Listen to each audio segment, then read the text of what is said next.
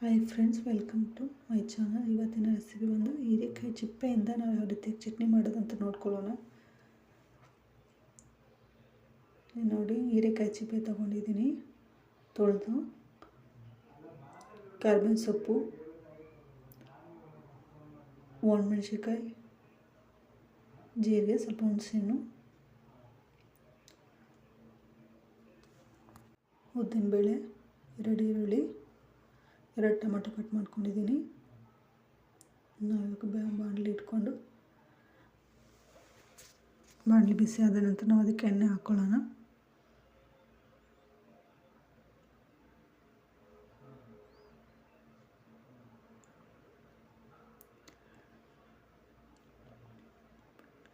ಎಣ್ಣೆ ಕಾದ ನಂತರ ನಾವು ಇದಕ್ಕೆ ತೊಗೊಂಡಿರೋಂಥ ಜೀರಿಗೆ, ಕರಿಬೇವಿನ ಸೊಪ್ಪು, ಒಣಮೆಣಸಿನ್ಕಾಯಿ, ಈರುಳ್ಳಿ, ಟೊಮೊಟೊ, ಹುಣಸೆಹಣ್ಣು, ಈರುಳ್ಳಿ ಎಲ್ಲನೂ ಜೊತೆಗೆ ಹಾಕ್ಕೊಳ್ಳೋಣ.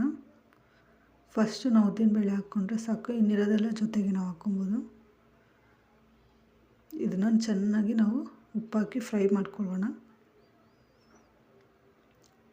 ತುಂಬ ಜನ ಹೀರೆಕಾಯಿ ಚಿಪ್ಪೆನ ನಾವು ಹೊರಗೆ ಬಿಸಾಕ್ತೀವಿ, ಆದರೆ ಈ ಥರ ಚಟ್ನಿ ಒಂದಿನ ಟ್ರೈ ಮಾಡಿ ನೋಡಿ, ತುಂಬಾ ಟೇಸ್ಟಿಯಾಗಿರುತ್ತೆ. ರೈಸಿಗೆ ತುಂಬಾ ಚೆನ್ನಾಗಿರುತ್ತೆ. ಒಂದು ಸತಿ ನೀವು ಟ್ರೈ ಮಾಡಿ ನೋಡಿ.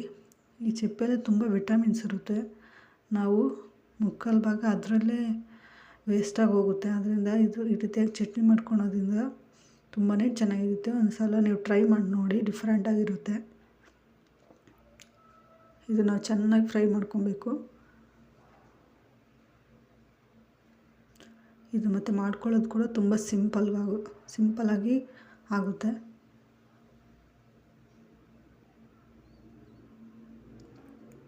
ನೋಡಿ, ಈ ರೀತಿಯಾಗಿ ಚೆನ್ನಾಗಿ ಫ್ರೈ ಆಗಿ ಟೊಮೊಟೊ, ಈರುಳ್ಳಿ ಎಲ್ಲನೂ ಚೆನ್ನಾಗಿ ಫ್ರೈ ಆಗಿದೆ.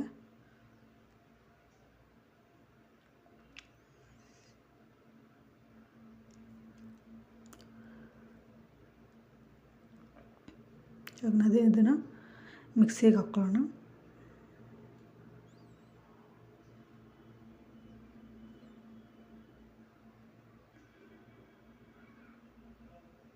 ಮಿಕ್ಸಿಗೆ ಹಾಕಿದಂತೆ ಸ್ವಲ್ಪ ತರಿಯಾಗಿ ಹಾಕ್ಕೊಳ್ಳೋಣ, ಚೆನ್ನಾಗಿರುತ್ತೆ. ನೋಡಿ,